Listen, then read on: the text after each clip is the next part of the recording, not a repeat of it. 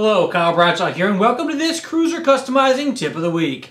Today we're going to demystify some of the questions and concerns you might have regarding heated apparel. We've got FirstGear, TourMaster, mobile warming. In addition to these three, there's also Gerbings, EXO. The number of heated gear apparel manufacturers these days are outstanding. And why? Because heat is a necessity. Having ridden in heat for the last several years, I can attest to the fact that I love to be on a motorcycle in chilly weather with heated gear. Without it, I'd rather be at home in front of the fireplace. But with it, my riding season is both extended into the winter and starts way earlier in the spring. Multiple times daily, this time of year, our customer care department gets question after question regarding heated apparel. How do you choose which brand is right for you? Which brand offers which features that you're going to find the most benefit from? Today we're going to walk you through answering just those questions.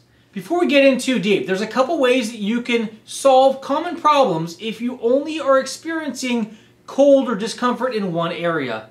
If your hands are cold, you could try some heated grips or even a pair of heated gloves.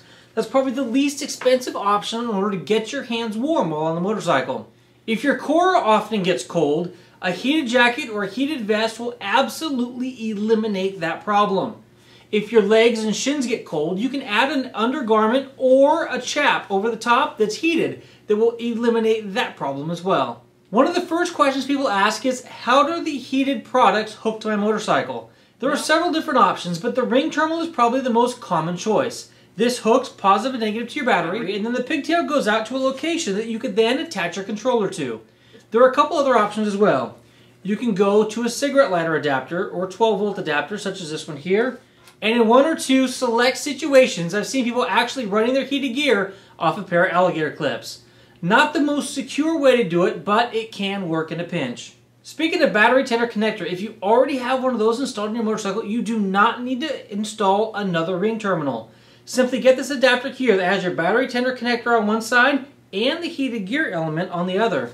You then plug your heat controller into that, and at the end of the controller, you're going to plug your jacket into this. You now have a fully functional heated gear unit. Now this here in my hand is a single controller. They also make a dual controller. Now we're talking about the FirstGear pieces right here. FirstGear sells their heat trollers separately. This allows you to choose the heat troller that will work best for your heated gear application. When it comes to the FirstGear line of products, they're a little bit more pricey than the others. The reason is they are customizable. You buy your jacket, you buy your appropriate controller. You can then modify which controllers you want for which applications. When looking at the FirstGear jackets, there's a couple things to think about. Number one, they come in with a 65 and a 90 watt. If your bike is a smaller bike that doesn't have a whole lot of charging output, the 65 watt jacket's probably the option you're going to want to go with. If you've got a bike that can pump lots of power, the 90 watt is definitely the jacket that I would choose. It's extremely thin. There's no insulation in this jacket, just the wires. So this particular liner will fit under just about any jacket and you won't even know it's there. It simply plugs in to whichever heat controller you choose, and then you modify the heat. Super simple. Now, do you go full sleeve or do you go with the vest? My favorite reason for going with a full sleeve jacket is, number one, you get that warmth all the way down your sleeves. The other really neat benefit about going with a jacket versus a vest is the gloves plug directly into the end of the arms. You simply hold the connection like this, plug it in, slip your glove on, and now you're ready to ride. There are no external cords hanging anywhere to bind you up while you're riding down the road. Now let's move on to the TourMaster Synergy jacket. The TourMaster Synergy jacket is going to be able to provide you a little bit more warmth when off the motorcycle and not plugged into heat. Why is that? The inside of this jacket actually has a fiber fill insulation, which helps keep that warmth stored on the inside of the jacket. I found from personal experience that wearing this jacket with an outside shell that's thicker and has an internal liner is a little bit uncomfortable and cumbersome.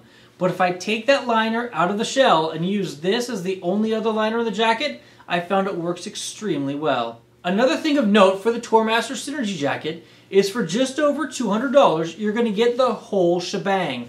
You're going to get the jacket, the ring terminal, and the controller. The one thing that sets the Synergy unit apart from all others on the market is the fact that it has the controller attached to the jacket. there is no need to purchase an additional controller as you will with both FirstGear and some of the others on the market. If you're looking for an all-inclusive jacket, out of the package, plugs to the motorcycle, and you can just ride, this TourMaster Synergy is probably the jacket you should probably take a look at. Here I'm wearing last year's model of the Mobile Warming. Mobile Warming is a unique product that you can take anywhere you go. Why is that?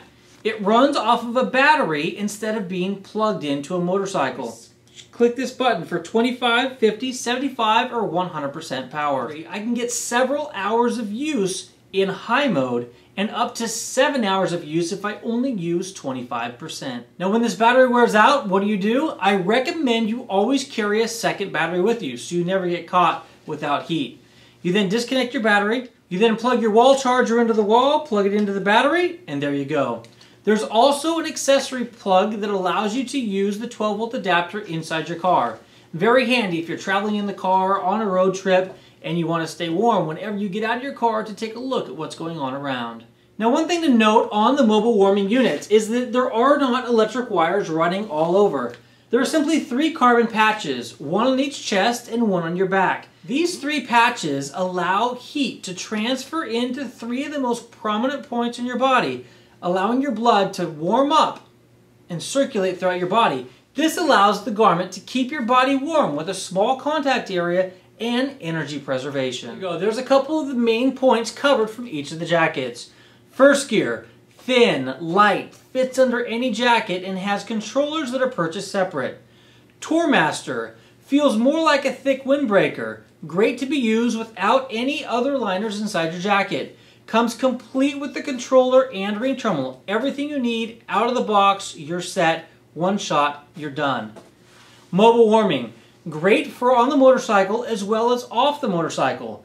If you go hiking in the woods, take it with you. Walking the dog, take it with you. Riding a motorcycle, take it with you. Mobile Warming, a great option for the active outdoor enthusiast. Thank you for joining us for this Cruiser Customizing Tip of the Week. Until next week, take care and ride safe.